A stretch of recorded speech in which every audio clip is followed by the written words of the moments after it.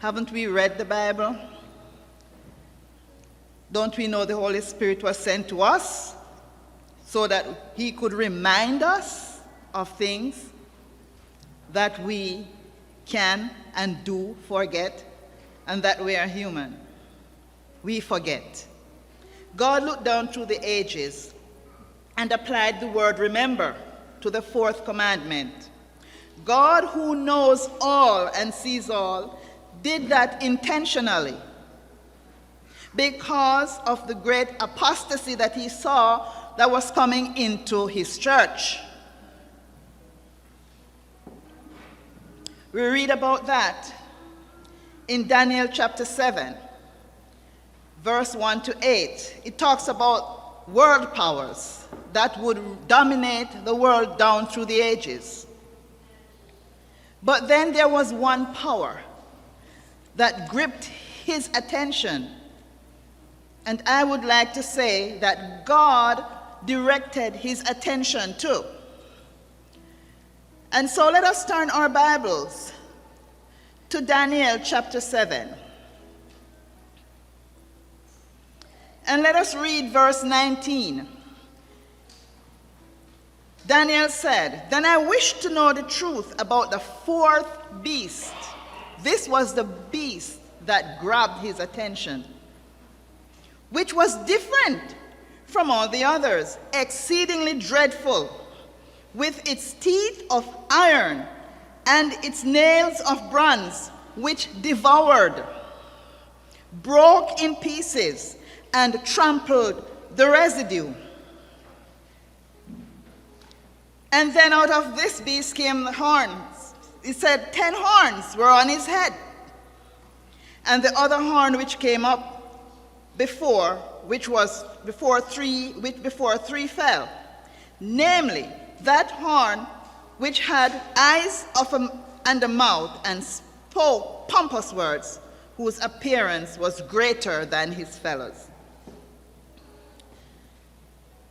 This beast, the influence of this beast, this world power,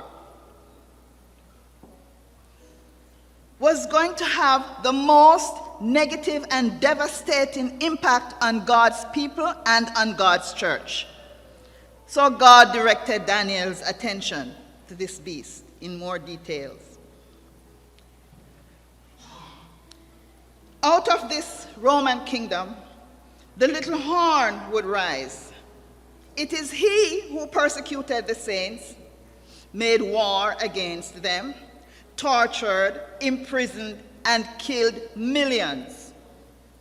This brutal power took on the prerogative of God, usurping the authority of the Most High God, claiming to be able to forgive sins, to grant absolution, thereby becoming a blasphemous power. Now, this was the same sin that the Jews accused Jesus of. In John chapter 10, verse 33. Let's read that. John chapter 10, verse 33.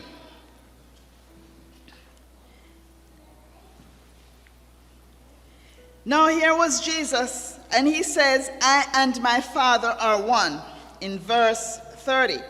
Then the Jews took up stones to stone him. And Jesus said to them, "Many good works I have shown you from my Father.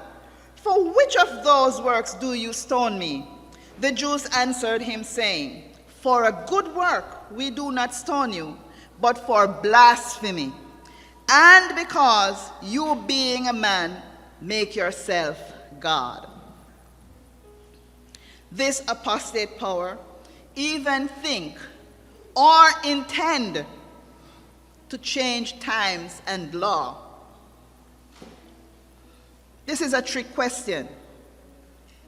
Was he successful? This power that think to change times and laws, God's laws, was he successful? Was this power successful? Any take?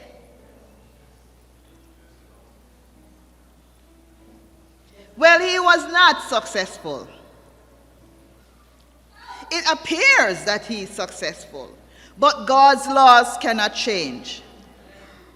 God says of himself, I, the Lord, I change not. And we hear about this slang, written in stone. Where do we get that from? The Ten Commandments. God wrote it in stone to show that it cannot be changed. It looks like it has changed, but it hasn't changed.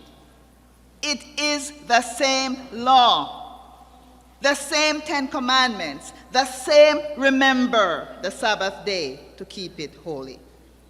It cannot change, it will not change, and the Bible tells us that even through eternity from one Sabbath to another, we will be going to the temple to worship the Lord.